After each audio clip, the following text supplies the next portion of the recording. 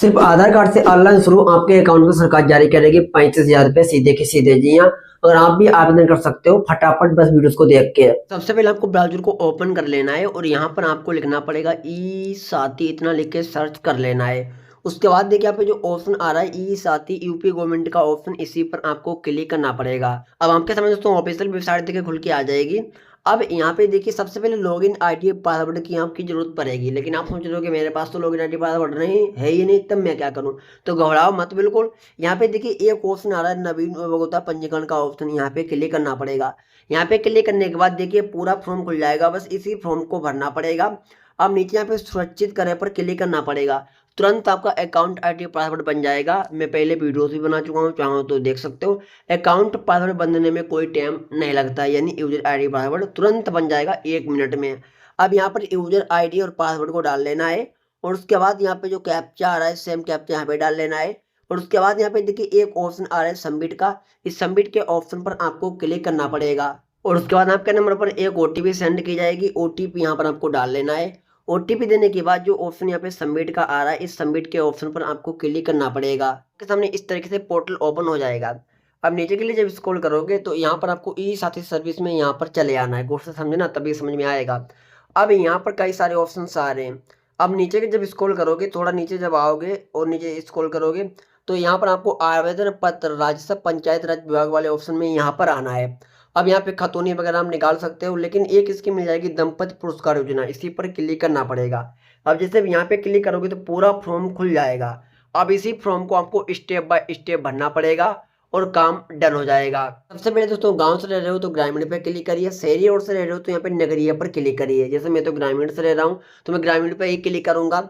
और अब यहाँ पर आपको पत्र का नाम देना पड़ेगा दोस्तों। इसमें लाभ उनको मिलता है जैसे कोई भी महिला है या फिर कोई कोई पुरुष है जो दिव्यांग हैं दोस्तों, और उनकी शादी फिक्स हो चुकी है, तो वो इस स्कीम में अप्लाई करके उनको सरकार देती है 35,000 रुपये का बेनिफिट शादी के तौर पर। अगर कोई महिला है जिनकी डेथ हो चुकी है और वो दूसरी शादी करना चाह रहे हैं दोस्तों, तो फिर भी उनको दंपत पुरस्कार देगी। उसमें भी आपको 35,000 रुपये ही आएगा। जी हाँ, बाकी आप डिटेल्स में दिखा रहा हूँ, आप यहाँ पे देख सकते हो। अलग अलग स्टेट में थोड़ा अलग अलग पैसा हो सकता है, ये बात मानते हैं, लेकिन लगभग हर स्टेट में ये पैसा मिलता है। उसके बाद यहाँ पर आपको पति का नाम को देने के बाद यहाँ पर आपको पति की आयु को देना पड़ेगा। जी हाँ, मतलब फीमेल लोग अप्लाई करेंगे उन्हीं की डिटेल देनी पड़ेगी।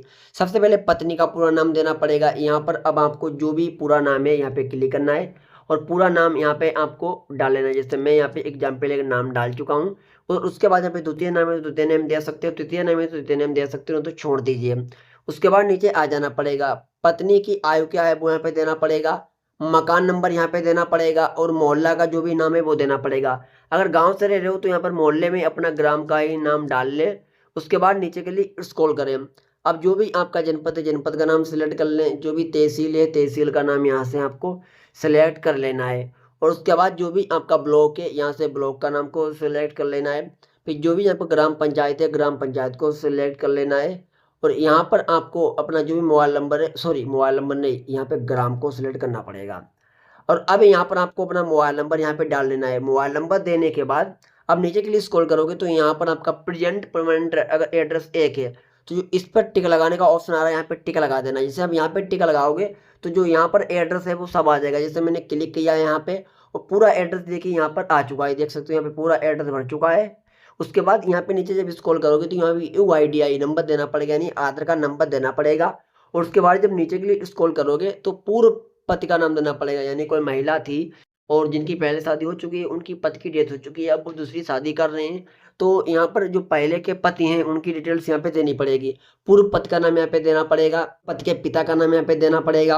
उसके बाद पूर्व के पति का जो स्थायी पता था वो जहाँ रह रहे थे वो पता देना पड़ेगा। उसके बाद पूर्व के पति की मृत्यु, जो यहाँ पे मृत्यु की तिथि है वो यहाँ पे डाल लेना है। उसके बाद यहाँ पे अन्य विवरण यहाँ पे देना पड़ेगा। अब नीचे आ जाना पड़ेगा। सबसे पहले यहाँ पे ऑप्शन आ रहा है पति के पूर्व विवाह, वो यहाँ पे बताना पड़ेगा हाँ या ना। उसके बाद यदि हाँ है तो महिला का विवाह का कारण बताएं। और उसके बाद दोस्तों पति की वर्तमान आयु क्या है वो बताना पड़ेगा, यानी यहाँ पे क्लिक करोगे वो काम क्या करते हैं, नौकरी करते हैं, मजदूरी करते हैं, व्यापार करते हैं, बेरोजगार हैं, अन्य जो भी हैं सिलेक्ट कर लीजिए। उसके बाद में पति की मासिक आय क्या है वो यहाँ पे बताना पड़ेगा। उसके बाद पति का आय कार्ड विवरण क्या है वो बताना पड़ेगा। उसके बाद दोस्तों यहाँ पर पत्नी की मासिक आय क्या है वो बताना पड़ेगा, पत्नी क्या काम क्या कर रही है वो बताना पड़ेगा। उसके बाद आवेदक शुल्क का भुगतान कर दिया, इसे आपको ऐसे रहने देना है। और उसके बाद दोस्तों यहाँ पर आपको फोटो अपलोड करना पड़ेगा, और फोटो के बाद दोस्तों यहाँ पर आपको पति का मृत्यु प्रमाण पत्र अपलोड करना पड़ेगा, और बैंक पासबुक अपलोड करनी पड़ेगी, और आधार कार्ड अपलोड करना पड़ेगा। फोटो एक, और पति का मृत्यु प्रमाण पत्र दो हो गया, और बैंक पासबुक तीन हो गया, और रन पे क्लिक करके आधार कार्ड को अपलोड कर लेना है। उसके बाद यहाँ पे सब सही सही भरने के बाद यहाँ पे एक सेव का ऑप्शन आ रहा है, सेव के ऑप्शन पर आपको क्लिक करना है, और उसके बाद तो यहाँ से फॉर्म आपका अप्लाई हो जाएगा। सिर्फ 15 रुपये का पेमेंट करना पड़ेगा, जो आपको पेमेंट यूपीआई से कर देना है दोस्तों। जी हाँ, मैंने तो अभी किसी को अप्लाई नहीं किया है, लेकिन आप इस तरीके से अप्लाई कर सकते हो अगर आप पात्र हो तो। और उसके बाद 15 रुपये का पेमेंट डन कर दोगे तो जो आपकी एप्लीकेशन है वो समाज कल्याण विभाग को सेंड कर दी जाएगी। समाज कल्याण विभाग का जो स्टाफ है वो चेकअप करेगा, वेरिफिकेशन करेगा। अगर आप सही पाए जाते हो, पात्र पाए जाते हो, तो फिर दोस्तों यहाँ पर जो भी खाता आपका आधार कार्ड से रजिस्टर्ड है, जी हाँ, डीबीटी से जो खाता रजिस्टर्ड है, उसी में सरकार आपका 35,000 आपके अकाउंट में भेज देगी। इतना ध्यान रखना, आपका बैंक खाता आधार कार्ड से लिंक होना चाहिए। बैंक खाता कौन सा आधार कार्ड से लिंक है वो आप ऑनलाइन चेक कर सकते हो, मैं आपको बता देते हैं कैसे चेक करना है। इसके लिए यहाँ से कट करना है, और अब यहाँ पर आपको लिखना पड़ेगा NPCI, सर्च कर लेना है। उसके बाद यहाँ पे देखिए जो फर्स्ट ऑप्शन आ रहा है NPCI का, इसी पर क्लिक करना पड़ेगा। यहाँ पे जैसे क्लिक करोगे तो यहाँ पर आप आ जाओगे, इस थ्री डॉट पर क्लिक करोगे। अब यहाँ पे ऑप्शन देखिए आ रहा है कस्टमर का, इस कस्टमर पर क्लिक करोगे। अब नीचे यहाँ पे ऑप्शन देखिए आ रहा है भारत आधार सीडिंग इनेबल का ऑप्शन, यहाँ पे क्लिक करना है, और उसके बाद नीचे के लिए आपको स्क्रॉल करना है, और यहीं से दोस्तों आपको डीबीटी स्टेटस को चेक कर लेना है। जी दोस्तों, तो इसी को हम दंपत्ति पुरस्कार योजना बोलते हैं। लेकिन दोस्तों जो मैंने तरीका बताया है, यहाँ से केवल यूपी के लोग जो उत्तर प्रदेश से निवासी हैं वही लोग अप्लाई कर सकते हैं। प्लस दोस्तों ये स्कीम केवल केवल महिलाओं के लिए चलाई जाती है, यानी फीमेल्स के लिए स्कीम चलाई जाती है। अक्सर उनके लिए स्कीम है जिनकी पति की डेथ हो चुकी है और दोबारा वो शादी कर रहे हैं, उन्हीं को सरकार दंपत्ति पुरस्कार देती है। बाकी इसमें हर कोई नहीं अप्लाई कर सकता है, मैं आपको बता दिया हूँ। तो वीडियो अच्छा लगा हो एक लाइक कर देना, और चैनल को भी सब्सक्राइब करना। धन्यवाद।